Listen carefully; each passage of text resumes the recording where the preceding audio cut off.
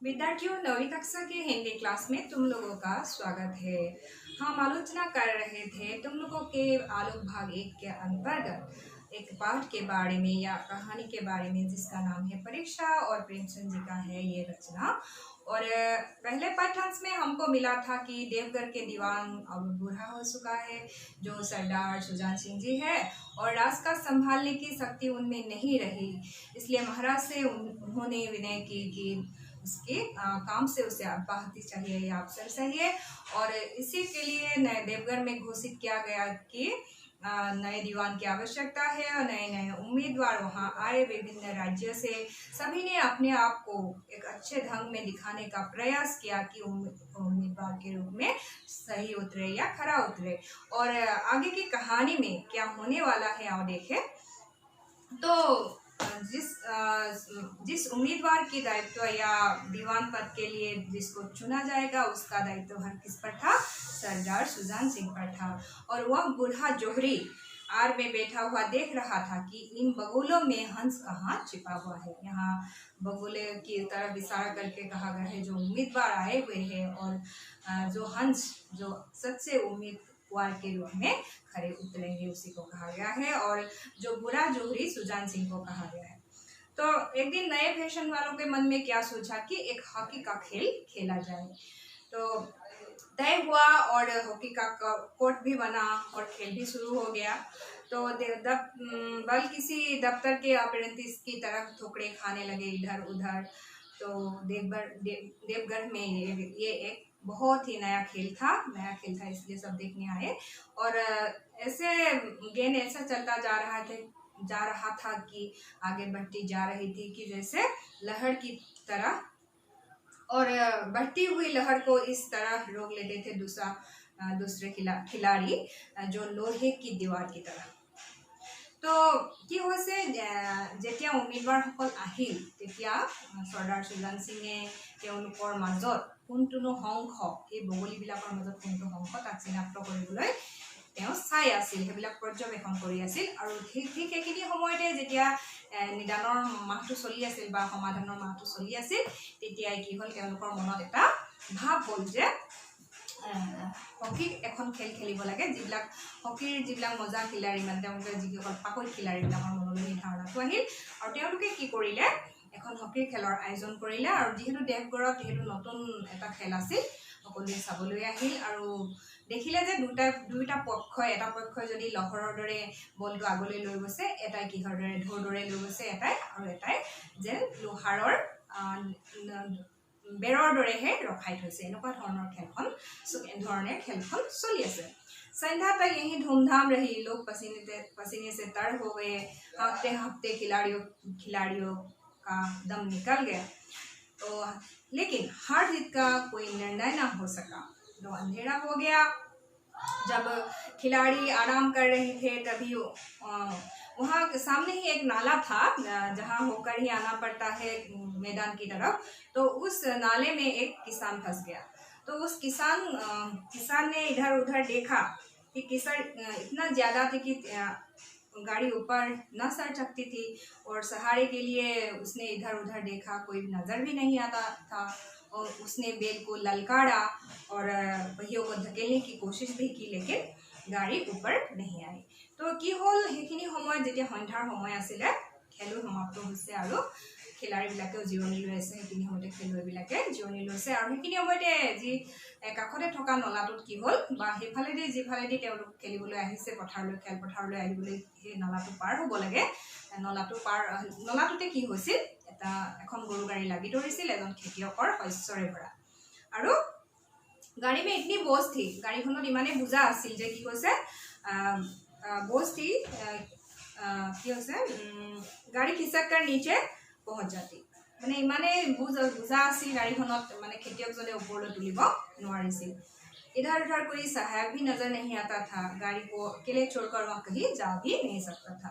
तो খেতিয়কজনে কি হৈছে নিজে গাড়ীখন এৰি থৈ যাব নোৱাৰে, তেওঁ নিজে উলিয়াবও পৰা নাই যিহেতু বোকাত লাগি ধৰিছে গাড়ীখন। इसी बीच खिलाड़ी हाथों में डंडे लिए झूमते झामते उधर से निकले।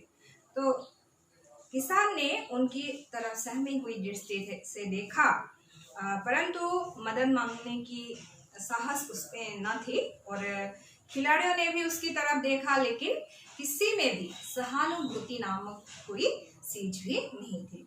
तो ऐसा हुआ कि সেইখিনি সময়তে কি হ'ল, খেলুৱৈবিলাকে আনন্দ মনেৰে সেইফালেদি আহিছে ঝুমতে ঝামতে বুলি কৈছে। ইফাল কৰি তেওঁলোকে দণ্ডাডাল লৈ, মানে হাতীৰ যিডাল ষ্টিক সেইডাল লৈ আহিছে আৰু তেওঁলোকে কি কৰিছে, তেওঁলোকৰ ফালে খেতিয়কজনে বৰ সহানুভূতি মিলি কোনোবাই মোক সহায় কৰিব এনেকুৱা দৃষ্টিৰে তেওঁ চাইছে, কিন্তু কাৰো চকুত তেওঁ সহায়ৰ সেই अनुभूति व सहानुभूति देखा नेपाले। लेकिन उसी समूह में एक ऐसा मनुष्य भी था जिसके हृदय में दया थी और साहस थी। तो हॉकी खेलते हुए उसके पैरों में चोट भी लग गई थी और लंगड़ाते हुए वो चला आ रहा था। तो अकस्मात उनकी निगाह इस बैलगाड़ी पर पड़ी और किसान पर पड़ी और वो किसान के सामने आया, उससे कहा कि मैं आपकी गाड़ी निकाल दूं। तो সেইখিনি সময়তে এনেকুৱা এজন মানুহ আহিল, উম্মিদবাৰ বা প্ৰাৰ্থীসকলৰ ভিতৰৰ পৰা এজন এনেকুৱা যিজনে হকী খেলি আহিছে, তেওঁৰ ভৰিত কি লাগিছে বুলি কৈছে, তেওঁ দুখো পাইছে, ভৰিত আঘাত পাইছে, আৰু কিন্তু তেওঁৰ মনত কি আছিল বুলি কৈছে, দয়া আৰু সাহস। আৰু সেই তেওঁ যিহেতু ভৰি লেঙেৰাই আহিছে, তথাপিও তেওঁ কি কৰিছে, খেতিয়কজনৰ কাষলৈ আহি কৈছে যে মই আপোনাৰ গাড়ীখন উলিয়াই দিওঁ। तो किसान ने देखा कि एक गठे हुए बदन का लंबा आदमी खड़ा है, डरकर बोला, हुजूर मैं आपसे कैसे कहूँ। युवक ने कहा, मालूम होता है तुम बड़ी देर से फंसे हुए हो, तुम गाड़ी पर जाकर बैलों को सांधो, मैं पहियों को धकेलता हूँ, अभी गाड़ी ऊपर जाती है। तो সেইখিনি কেনেকুৱা মানুহজনৰ বৰ্ণনাটো কেনেদৰে দিছে আমাক, যে গাঠে हुए बंधन का মানে সুঠাম শৰীৰৰ এজন মানুহ, ওখ মানুহ, আৰু কাষতে থিয় হৈ কৈছে যে তেওঁ সহায় কৰাৰ ইচ্ছা প্ৰকট কৰিছে। আৰু তেতিয়া খেতিয়কজনে কৈছে যে মই আপোনাক কেনেকৈ কওঁ। আৰু যুৱকজনেও কৈছে যে তুমি বহুত দেৰিৰ পৰা ইয়াত ফচি আছা, আৰু সেয়ে তুমি কি কৰা, তুমি বেলকো ছান্ধো, তুমি গৰুহালক কি কৰা, তুমি কোৱা, মানে ঠেলা তুমি ধৰা, মানে গৰুহালক তুমি ধৰা, আৰু মই কি কৰোঁ, চকা কেইটা ঠেলি দিওঁ, তেতিয়া গাড়ীখন ওপৰলৈ উঠিব। किसान गाड़ी पर आकर बैठा, युवक ने पहियों को जोर लगाकर धकेला या खिसकाया। तो ये करने में क्या था, बहुत ज़्यादा कीचड़ था वहाँ पर और घुटनों तक जमीन में उसकी पैर गड़ गई और फिर भी उसने हिम्मत न हारी। কোৱা হৈছে যে যদিও যুৱকজনৰ ভৰিটো লেঙেৰা আছিল বা লেঙেৰাই আহিছিল, আঘাতপ্ৰাপ্ত আছিল তেওঁ, আৰু বোকা ইমান বেছি আছিল যে আঁঠুলৈকে তেওঁৰ ভৰি মাটিত সোমাই গৈছিল, তথাপিও তেওঁ হাৰ মনা নাছিল বা সাহস এৰি দিয়া নাছিল। तो उसने फिर जोर लगाया। उधर किसान ने बेलों को ललकारा, बेलों को सहारा मिला, उनकी हिम्मत भी बन गई और कंधे झुकाकर एक बार फिर से जोर लगा दिया। जोर लगाने से क्या हुआ, गाड़ी नाले के ऊपर थी। तो কি হ'ল যে তেওঁলোকে বহু চেষ্টা কৰি কি কৰিলে, যুৱকজনে যিহেতু ভৰিত আঘাতপ্ৰাপ্ত হৈও তেওঁ খেতিয়কজনক সহায় কৰিবলৈ আগবাঢ়ি আহিছে, আৰু তেওঁ ইজনে সিজনৰ সহায়ৰ দ্বাৰা কি হ'ল, শেষতকৈ গাড়ীখন ওপৰলৈ উঠিল। किसान युवक के सामने हाथ जोड़कर खड़ा हो गया और बोला, महाराज आपने आज मुझे उबार लिया, नहीं तो सारी रात यहीं बैठना पड़ता। युवक ने हंसकर बोला, कहा, आप मुझे कुछ इनाम देंगे। किसान ने गंभीर भाव से कहा, नारायण चाहेंगे तो दीवानी आपको ही मिलेगी। युवक ने किसान की तरफ गौर से देखा, उसके मन में एक संदेह हुआ, क्या वे सुजान सिंह तो नहीं? आवाज मिलती जुलती है, चेहरा मोहरा भी वही है। किसान ने भी उसकी तीव्र दृष्टि से देखा, शायद वह उसके दिल के संदेह को भाग गया। मुस्कुराकर बोला, गहरे पानी में बैठने से मोती मिलता है। तो किसान খেতিয়কজনে কি কৰিলে, যে ক'লে, কি বুলি ক'লে, আপুনি খেতিয়কজনক তেওঁ যেতিয়া ক'লে, গাড়ীখন যিহেতু উঠালে তেওঁলোকে নলাৰ পৰা, তেতিয়া ক'লে যে মহাৰাজ আপুনি মোক, খেতিয়কজনে ডেকা ল'ৰাজনক ক'লে যে আপুনি মোক যে উদ্ধাৰ কৰিলে, আৰু নহ'লে মই গোটেই ৰাতিটো ইয়াতে থাকিবলগীয়া হ'লহেঁতেন। তেতিয়া গম্ভীৰ ভাৱেৰে খেতিয়কজনে কি বুলি ক'লে, নাৰায়ণ চাহেংগে তো দিৱানী আপকো হি মিলেগী। তেতিয়া তেওঁৰ মনত সন্দেহ হ'ল, যুৱকজনৰ মনত সন্দেহ হ'ল, হয়তো এওঁ সুজান সিং হ'ব পাৰে। আৰু তেতিয়া কি হ'ল, আৱাজ মিলতি জুলতি হ'ল, কি হয়, মাতো মিলে আৰু চেহেৰাটো প্ৰায় একেই। তেতিয়া খেতিয়কজনে তেওঁৰ ফালে তীব্ৰ দৃষ্টিৰে চাই ক'লে যে কি বুলি কৈছে, গहरे पानी में बैठने से मोती मिलता है। तो इस बातचीत से हमें यही इशारा मिलता है कि दीवानी किसको मिलने वाली है। तो वह सुजान सिंह है, किसान के रूप में सुजान सिंह ही आया है और उसने कहा गहरे पानी में यानी गभीर पानीत नामिलेহে যে তাৰ তলৰ পৰা মুকুতা উদ্ধাৰ কৰি আনিব পাৰি বা কষ্টৰ ফলহে সদায় যে মিঠা হয় সেই কথাটো আমাক ইয়াত ক'ব বিচাৰে। निदान महीना पूरा हो गया, चुनाव का दिन भी आ पहुंचा। उम्मीदवार लोग प्रातः काल से ही अपनी किस्मत का फैसला चुनने के लिए बेताब था या उत्सुक था। तो दिन काटना पहाड़ जैसा हो गया था। सबके मुंह में आशा और निराशा के रंग छाए हुए हैं और मालूम नहीं कि आज नसीब किसके हाथ में आएगा। लक्ष्मी की दृष्टि भी, कृपा दृष्टि भी किस पर पड़ेगा, ऐसा हो रहा था वहाँ पर। और संध्या समय राजा साहब के दरबार को सजाया गया और शहर के रईस और अमीर लोग सभी वहाँ आए। और क्या हुआ कि राजा के कर्मचारी और दरबारी और दीवानी के उम्मीदवारों के समूह सब रंग बिरंगी सज धज बनाए आगे जे उम्मीदवार के कलेजे काप रहे थे या धड़क रहे थे। तो কি কৈছে, নিদান মানে যিটো সমাধানৰ মাহ, যিহেতু তেওঁলোকক এটা সময় বান্ধি দিয়া হৈছিল যে মাহটোৰ ভিতৰতে সকলোৰে ৰহন চহন বা আচাৰ ব্যৱহাৰ চাই নিৰ্ধাৰিত কৰা হ'ব যে কোনজন প্ৰাৰ্থী এই পদৰ বাবে উপযুক্ত হ'ব। আৰু সেইকাৰণে কি কৈছে, যেতিয়া নিৰ্বাচনৰ দিনটো আহি পৰিল, ৰজাৰ দৰবাৰ ধুনীয়াকৈ সজোৱা হ'ল, চহৰৰ নামি দামী সকলো মানুহ তাত উপস্থিত হ'ল আৰু কি হ'ল, সকলো যিবিলাক কৰ্মচাৰী বা দৰবাৰত থকা লোকসকল, মন্ত্ৰী, ৰজা সকলোবিলাক তাত উপস্থিত হ'ল। আৰু যিবিলাক নিৰ্বাচনৰ কাৰণে মানে যিবিলাক প্ৰাৰ্থী হিচাপে থিয় দিছিল তেওঁলোকো আহিল আৰু সকলোৱে কিন্তু ব্যাকুল কি হৈছে, তেওঁলোকৰ মনত ব্যাকুল পৰিস্থিতি এটাৰ সৃষ্টি হৈছে। तब सरदार सुजान सिंह ने खड़े होकर बोला, मेरे दीवानी के उम्मीदवार महाशयों, मैंने आप लोगों को जो कष्ट दिया है उसके लिए क्षमा कीजिए। मुझे इस पद के लिए ऐसे पुरुष की आवश्यकता थी जिसके हृदय में दया हो और साथ ही साथ आत्मबल भी। हृदय वही हो जो उदार हो, आत्मबल वही हो जो विपत्ति में वीरता के साथ सामना कर सके। तो और रियासत के सौभाग्य से हमें ऐसा पुरुष मिल गया। तो सुजान सिंह ने ऐसा कहा कि रियासत के लिए नया दीवान हमें मिल गया या ऐसा पुरुष हमें मिल गया जिसके हृदय में दया है और साथ ही आत्मबल भी है और विपत्ति का वीरता के साथ सामना करने की भी उसमें शक्ति है। क्या কি কৰিলে, সুজান সিং যিজন আমি গম পাইছোঁ, তেওঁ যিজন পুৰণা যিজন মন্ত্ৰী আছিল, তেওঁকে দায়িত্ব দিয়া হৈছিল যে এজন নতুন মন্ত্ৰী নিযুক্ত কৰিবলৈ। আৰু সেই দিনটো আহি পৰিল আৰু তেতিয়া ক'লে যে তেওঁ ৰাজদৰবাৰ ঘোষণা কৰিলে যে মই এনে এজন উপযুক্ত ব্যক্তি বা যুৱক পালোঁ যিজনেই হ'ব দেৱগঢ়ৰ নতুন দেৱান। क्या की होल रावसत, ऐसे गुण वाले संसार में कम होते हैं और जो है वो कीर्ति और मान के शिखर पर बैठे हुए हैं, उन तक हमारी पहुंच ही नहीं। मैं रियासत को पंडित जानकी नाथ सा दीवान पाने पर बधाई देता हूँ।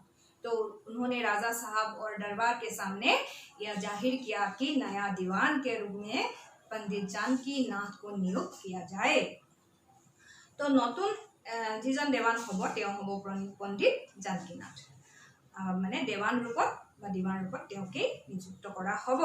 আৰু এনেকুৱা যিবিলাক গুণৰ অধিকাৰী হ'বলৈ এজন দেৱানৰ মাজত যিখিনি গুণ থাকিব লাগে, তেওঁ দয়াশীল হ'ব লাগিব আৰু কি হ'ব লাগিব, আত্মবলী হ'ব লাগিব। এই গুণবিলাক কাৰ মাজত আছিল, পণ্ডিত জানকী নাথৰ মাজত আছিল। আৰু এনেকুৱা গুণ থকা ব্যক্তি সংসাৰত কমেইহে পোৱা যায়, যাক সাধাৰণ মানুহে ঢুকি নাপায় বুলি চৰ্দাৰ সুজান সিঙে কথাটো উত্থাপন কৰিলে।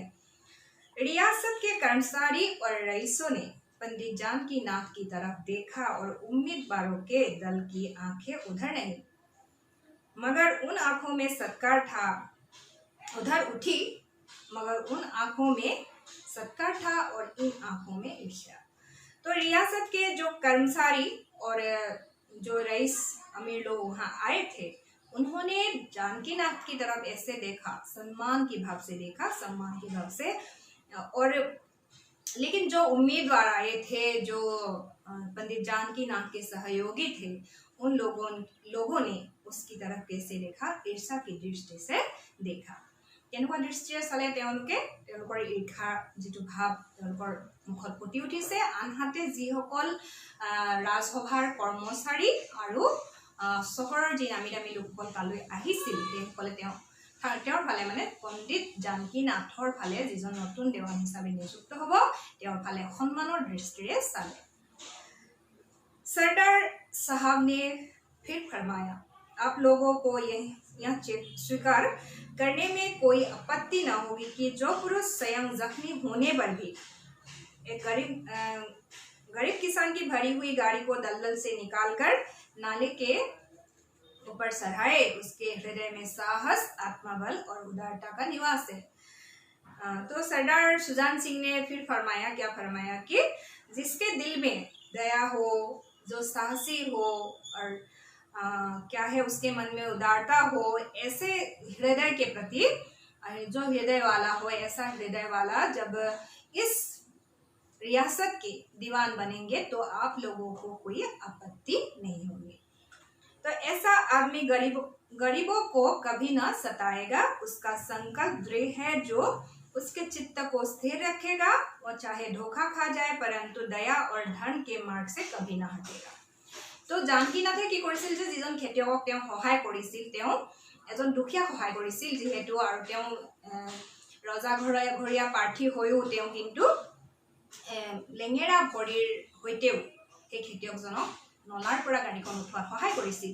সেই গুণখিনিৰ পৰা, সেই কথাখিনিৰ পৰা এইটো স্পষ্ট হ'ল যে তেওঁৰ মনত কি আছিল, সাহস, আত্মবল আৰু আনৰ প্ৰতি উদাৰ মনোভাৱ আছিল। আৰু সেইকাৰণে তেওঁ এনেকুৱা এজন ব্যক্তিহে ৰিয়াসতৰ কাৰণে প্ৰয়োজন বুলি চৰ্দাৰ সুজান সিঙে ব্যক্ত কৰিছিল। সেইকাৰণে কাৰো যে আপত্তি নাথাকিব সেই কথাটো তেওঁ অনুকিয়াইছিল আৰু কৈছে যে जिसके मन में दृढ़ता हो, चित्त स्थिर हो और वह चाहे धोखा खा जाए परंतु दया और धर्म के मार्ग से वह कभी नहीं हटेगा। तो ऐसा व्यक्ति ही हमारे रियासत के लिए सुयोग्य होगा। तो इस कहानी के माध्यम से जो परीक्षा ली गई, इसका शीर्षक है परीक्षा, और प्रेमचंद जी के द्वारा रचित बहुत ही रोचक कहानी है। और इसके द्वारा हमें क्या शिक्षा मिलती है कि एक देश के लिए कैसे व्यक्ति की आवश्यक हो, जिसके मन में दया हो, मन में साहस हो, आत्मबली हो और दूसरों के प्रति या गरीब लोगों के प्रति जिनमें उदारता हो, वही सच्चा एक दीवान बन सकता है। तो विद्यार्थियों, मैं आशा करती हूँ कि तुम लोगों को यह पाठ समझ में आई होगी। यह कहानी के द्वारा तुम लोगों ने बहुत ही सीखा होगा। तो अगली पाठ लेकर मैं तुम लोगों के पास फिर आऊंगी। आज के लिए यहीं से ही, धन्यवाद।